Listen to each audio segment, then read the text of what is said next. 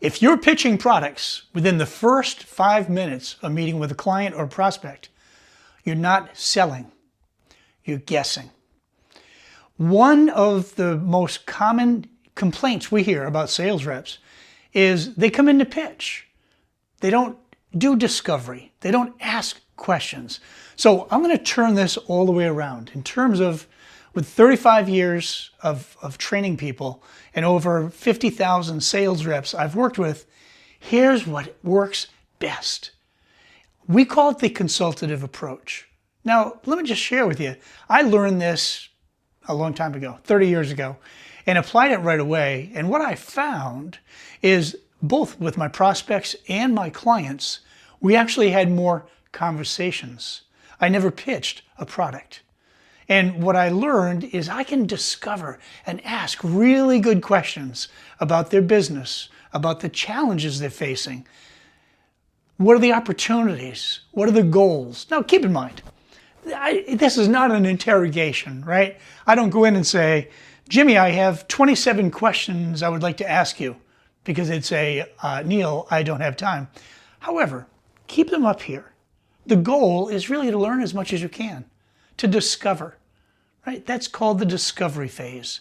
And for the people I know, and these are top salespeople, they are great at discovery and then feeding it back and saying, Beverly, if I understood you correctly, these three things are what are impacting your business right now that you'd like to overcome so you can get from where you are now to here in the next 12 months.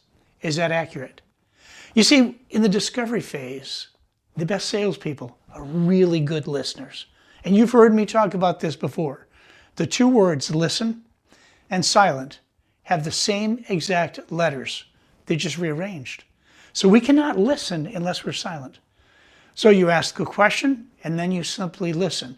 Maybe you feedback to dive a little deeper to make sure you thoroughly understand. But that creates such trust. And isn't that what we're trying to develop?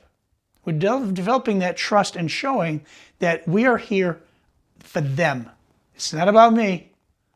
If it doesn't help the client, there's no reason to sell anything, right? This is all about the client's outcome. How can we come in as the go-to person who says, no matter what you have as issues, either I have a solution for that, and if I don't, I have colleagues at other companies that can help you tremendously.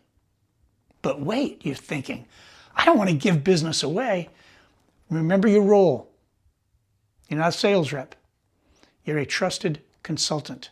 And maybe you don't have everything that client or prospect needs as a solution.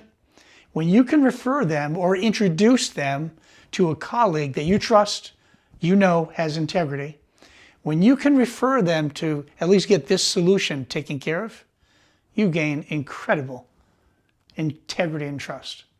Because now they're looking at you as somebody who truly cares about them. Whether you get credit or commission or not, you truly care about them. I've had to do that, wow, maybe I've had 30,000 clients over the years. I've had to give them away to another colleague. And you know what? They do come back to me when they know I have what they need. Isn't that easy? You know, the high pressure of trying to make quota and jamming products every time you go in, all that goes away. Because now you separate yourself from the pack.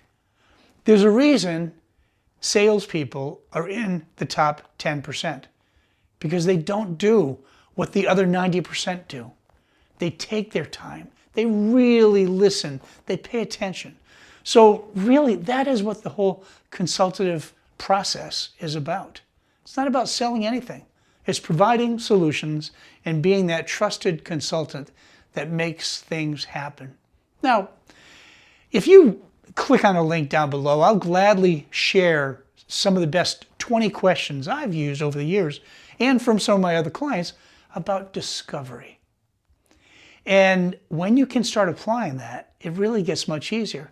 And like I mentioned about 3 minutes ago, not 3 months ago, 3 minutes ago, this is not about interrogation. It's because you're curious.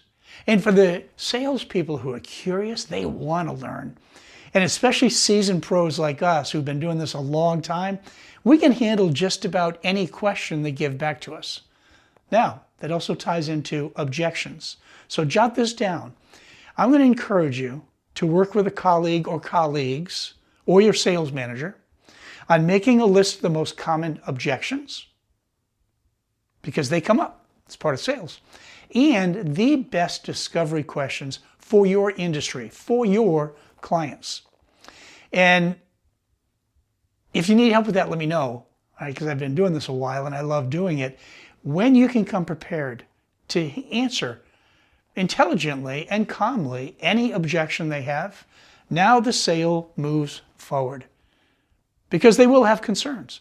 And when you can have some really ideal questions to probe and to learn more about their business and the challenges and the opportunities, now you get something really solid. When I applied this consultative approach in, let's say, 1996, over the next 5 years, I brought in $1 billion in sales for my clients, which means I had $1 billion in sales.